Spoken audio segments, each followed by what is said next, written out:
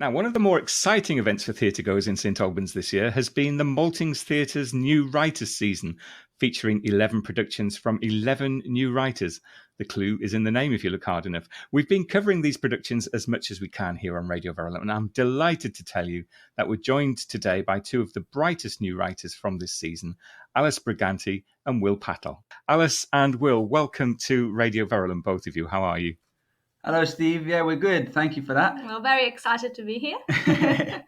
And we're very excited to have you. Now, Will, I know that you are a regular contributor to OVO and the Maltings. We've seen you in quite a few productions, haven't we, in the past? So this is familiar ground for you, is it?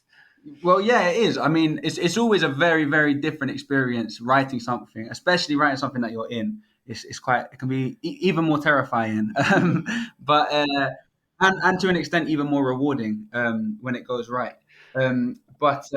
I can imagine. But yeah, no, I've done quite a few performances with OVO, and it feels like home. So our audience will be familiar with you, but Alice, not so much you. This isn't your area, is it? Where are you from?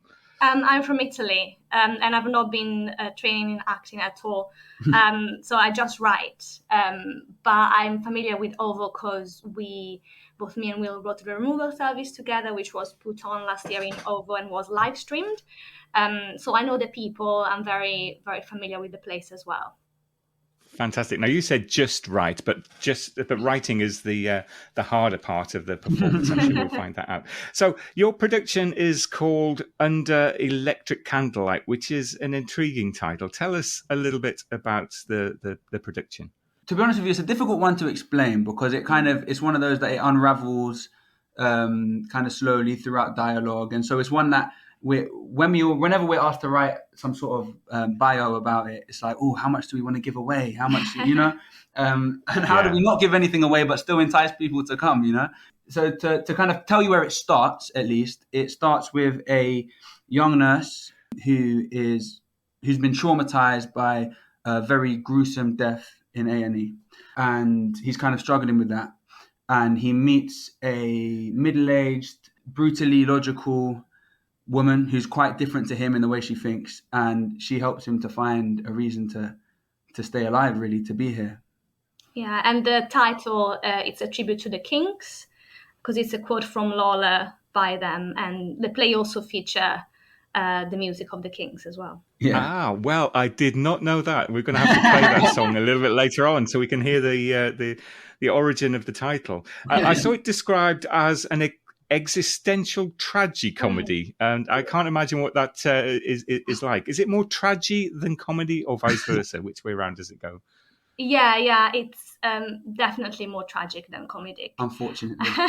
But there is a lot of comedy in dialogue, so the plot itself is quite, it deals with quite sad and emotional themes, but there's lots of light to find in the text. Yeah. So it is also funny. It is also very funny. I guess the reason it's more tragic than comedy, like Alice is saying, is because the plot is quite tragic. Different to the removal service, the last one we wrote, which was also a dark comedy, but heavier on the side of comedy because there were comedic moments in the plot. Whereas the plot is a tragedy. Yeah. But the characters, it's about the characters finding some sort of light internally rather than from the, actual circumstances that they're in. And so the comedy comes through their expression and their dialogue. You mentioned the removal service there, and that was a play that you both wrote. Although you're new writers, and this is a new writer season, you have worked together before on a previous play, which you just mentioned there, the removal service. And that was described as a visceral play. So we got a traumatic event in this play and, quite a lot of blood and gore from what I could see in the removal service. Is this going to be a feature of your writing going forward, do you think, or have you played that card already now? I think that it will always be drawn to that to an extent. A lot of the stuff that we like to consume, like either films, theatre, TV, are often quite visceral.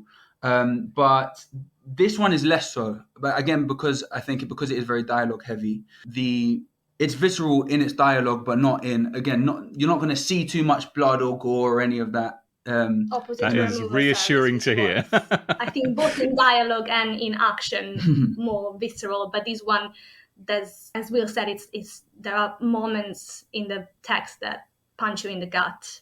But yeah. Wow. So you're building it up beautifully. It's no, seriously. It sounds that's what you'd expect from theatre, to have these emotional moments to get the punch to the gut, so to speak. Thank you. We hope so. Let me ask you, Alice. You said that you were writing the play. Are you performing in this one as well, or do you not do any acting at all? No, I don't act. It's just Will. We cast Will in the stuff because he's a very talented actor. Oh, stop it. And I'm not at all. But yeah, I'll be watching St Albans every night. So we'll see Will on stage, but you'll be sort of prompting from the stage. So did you? I mean, you've written this play together, and you. Yes. Alice, you had no intention of performing in it, but Will, obviously you did. Did you write this as a vehicle for Will's strengths as an actor? No, but both of these plays, I guess they're both set in London, and so to an extent, like my voice kind of comes across a little bit, the slang and stuff like that. So, but no, not really. I think we try not to think about it too much. But we don't write for a specific actor. We sometimes have people in mind while we write. So, this person we know might do quite well in this role and all of that, but we don't really write. We want to keep our option quite open, to be honest. Yeah, I understand. But then luckily for me, both of them have worked out, You didn't have much competition in the audition for the lead role then, so it was just for you. So tell me, you've written two plays together, this one Under Electric Candlelight, and we've mentioned the Removal Service as well. Do you think of yourself as a writing team now for the far future, or is this just something which is convenient for now? No, I think we both want to keep going together. I think we work quite well because we work quite differently as well. But we have a perfect balance, I would say. And it's really fun working with Will like that. And we share many interesting ideas and interesting. We have very interesting conversation, and then we put in our plays as well. So I think. Interesting to us, at least. Hopefully interesting to other people too. I'm sure it will be to the audience as well. I mean, hopefully, they'll explore our weird minds. So what is the writing process like when you sit down to work on it? I mean, do the words have to be dragged out one by one, or do they flow? Who's the sort of inspiration, and who's the break on making sure things are pragmatic and practical? Yeah, I think that's one of the beauties of us being a duo, and also, like Alice said, we're quite different in the way that we write, actually.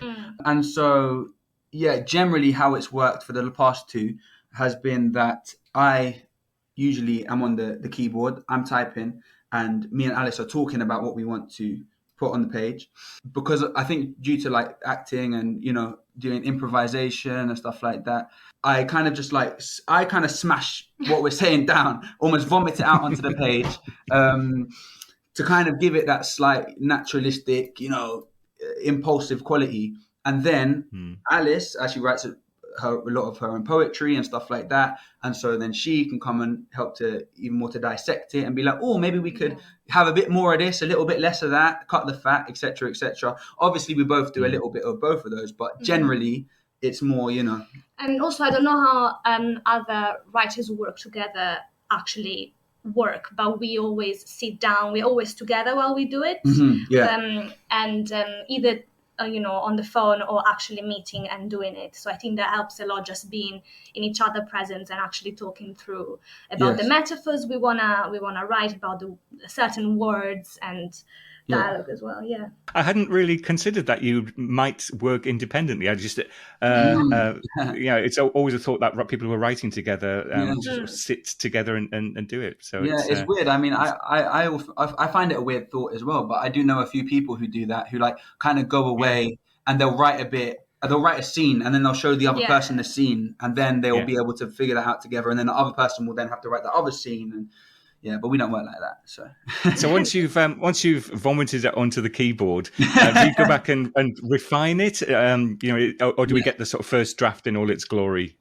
No, generally we kind of as we go through, vomit onto the keyboard and then go back to the top of what we've written that day, maybe the next day or maybe at the end of that day, and do like a kind of brush up. Yeah.